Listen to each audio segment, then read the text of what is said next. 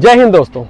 टीपू सुल्तान एक ऐसा नाम जो सिर्फ भारत के इतिहास में नहीं पूरी दुनिया के जंग के किताब में सोने के अक्षरों में लिखा गया वो शेर जिसे British the tiger of Mysore कहते थे।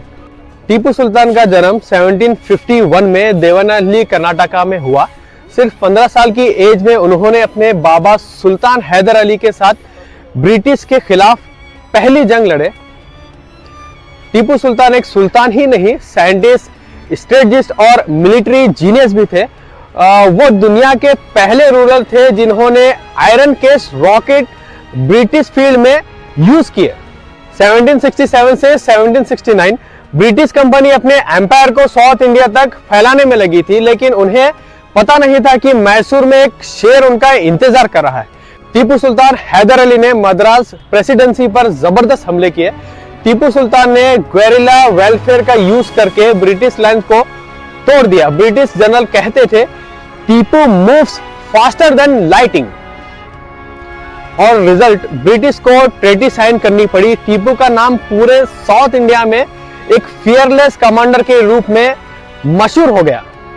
बैटल ऑफ पोलीलूर 1780 ये टीपू सुल्तान की सबसे बड़ी जबरदस्त जीत रही। टीपू सुल्तान ने ब्रिटिश ईस्ट इंडिया कंपनी का सबसे बड़ा कैंप घेरा। उनके रॉकेट्स ब्रिगेड्स ने ब्रिटिश लाइंस को भी फोड़ दिया।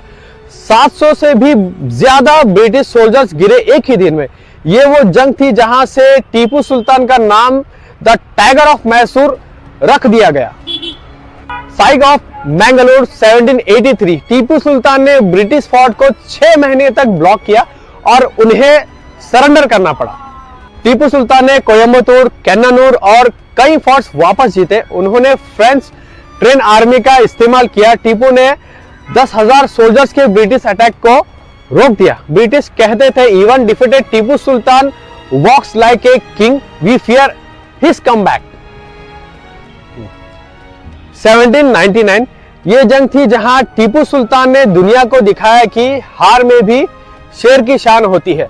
ब्रिटिश ने इस बार 60,000 सोल्जर्स और मॉडर्न आर्टिलरी के साथ मैसूर पर चारों तरफ अटैक किया। बैटल ऑफ मालावल्ली मार्च 1799 टीपू सुल्तान ने डेस्पिच हाइंग फीवर ट्रुस्ट ब्रिटिश को पीछे ढकेल दिया। वो पर्सनली फ्रंट लाइन पर लड़ रहे थे। फाइनल बैटल 4 मई 1799 टीपू सुल्तान खुद फोर्ट के दरवाजे पर लड़ रहे थे। एक के बाद एक उनके ऑफिसर्स गिरे, लेकिन टीपू सुल्तान पीछे नहीं हटे। ब्रिटिश जनरल भी शॉक में थे कि एक किंग फ्रंट लाइन में लड़ रहा है। टीपू सुल्तान घायल हुए, लेकिन तब भी अपनी तलवार नहीं छोड़ी। उनकी लास्ट लाइन हिस्ट्री में लिखी गई, I would rather live one day as a tiger than 100 years as a jackal. और टीपू सुल्तान शहीद हो गए, तलवार हाथ में थी, अपनी मिट्टी पर लड़ते हुए। दोस्तों, कहानी यहां रुकती नहीं। टीपू सुल्तान की तलवार थमी जरूर, लेकिन उनकी सोच आज भी हिंदुस्तान की हवाओं में जिंदा है। तो दोस्तों, आज की वीडियो में बस इतना ही। मिलते हैं आपसे अगले व्लॉग में। तब तक के लिए जय हिंद।